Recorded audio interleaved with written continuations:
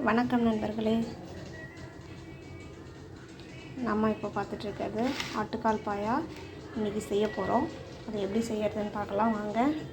இங்கே பாருங்கள், நான் கடையிலேருந்து ஆட்டுக்கால் ஒரு ஆட்டுக்கால் வாங்கி வச்சுருக்கேன்.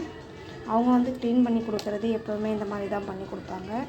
நம்ம அதை கொஞ்சம் சுடுதண்ணி வச்சு நம்ம கை பொறுக்க சுடுதண்ணி வச்சு அதன் கூடவே உப்பு மஞ்சத்தூள் எல்லாம் போட்டு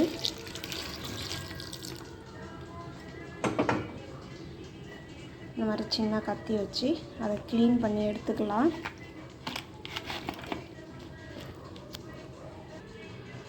பாருங்கள், நம்ம இந்தளவு ஃபுல்லாக க்ளீன் பண்ணி எடுத்துக்கணும். நான் அந்த காலை நல்லா சின்ன சின்ன பீஸாக கட் பண்ணி கொடுக்க சொல்லி வாங்கிக்கிட்டேன்.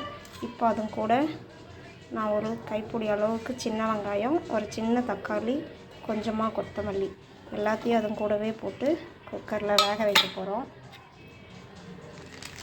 கொஞ்சமாக கரம் மசாலா சேர்த்துக்கோங்க, வேணுங்கிறவங்க சேர்த்துக்கோங்க. ஏன்னா இது இதில் நல்லா ஊறும் இந்த சாறு, அதுக்காக கொஞ்சமாக கரம் மசாலா,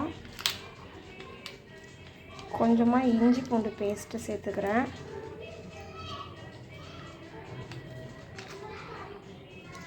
இதை கொஞ்சம் மஞ்சத்தூள் போட்டுக்கலாம், கொஞ்சமாக உப்பு போட்டுக்கலாம்.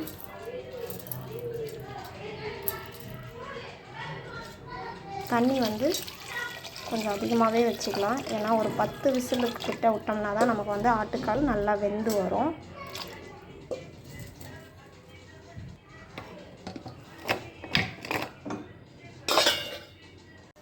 நம்ம அதுக்கு தேவையான மசாலாவெல்லாம் அரைச்சிக்கலாம். ஆட்டுக்கால் பாயாவுக்கு காரம் வேணுங்கிறவங்க நம்ம அதில் மிளகாத்தூள் போட போகிறது கிடையாது.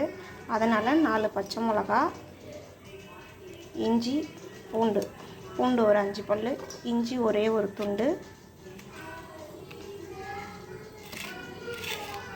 ஒரு 2 பத்தை தேங்காய், மிளகு சீரகம் 1 ஸ்பூன், சோம்பு 1 ஸ்பூன், 4 முந்திரி, கொஞ்சமாக கசகசா நான் ஊற வச்சுக்கிட்டேன். இது எல்லாத்தையும் இப்போ இதில் போட்டு அரைச்சி எடுத்துக்கலாம். நம்ம 10 விசில் விட்டு எடுத்துட்டோம்.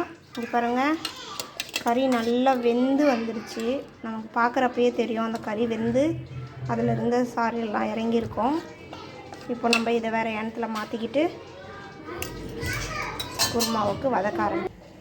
எண்ணெய் ஊற்றி காஞ்சிடுச்சு. கொஞ்சமாக சோம்பும், கடல் பாசி, கொஞ்சம் பட்டை,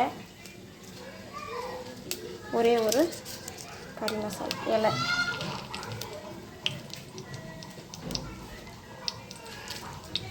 பொரிஞ்சு வந்ததும் ஒரு பெரிய வெங்காயத்தை பொடி பொடியாக கட் பண்ணி வச்சுருக்கேன், ஒரு குட்டி தக்காளி,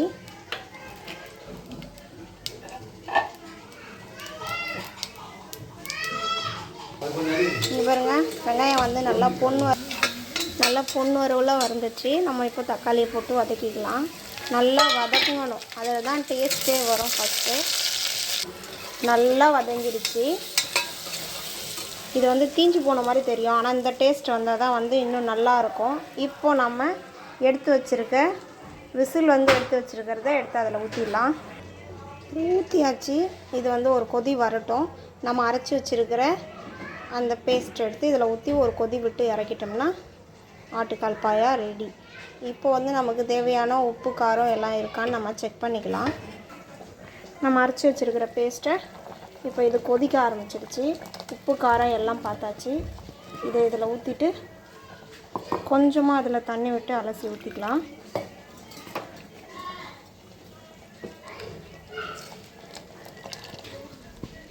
கொதிக்கணும், அது கட்டி பதம் வரணும். இங்கே பாருங்கள், நம்ம ஆட்டுக்காலில் அந்த அரைச்சி வச்சுருந்த பேஸ்ட்டை ஊற்றிட்டோம். இப்போ இது நல்லா கொதிச்சு வந்தால் ஆட்டுக்கால் பாயா ரெடி.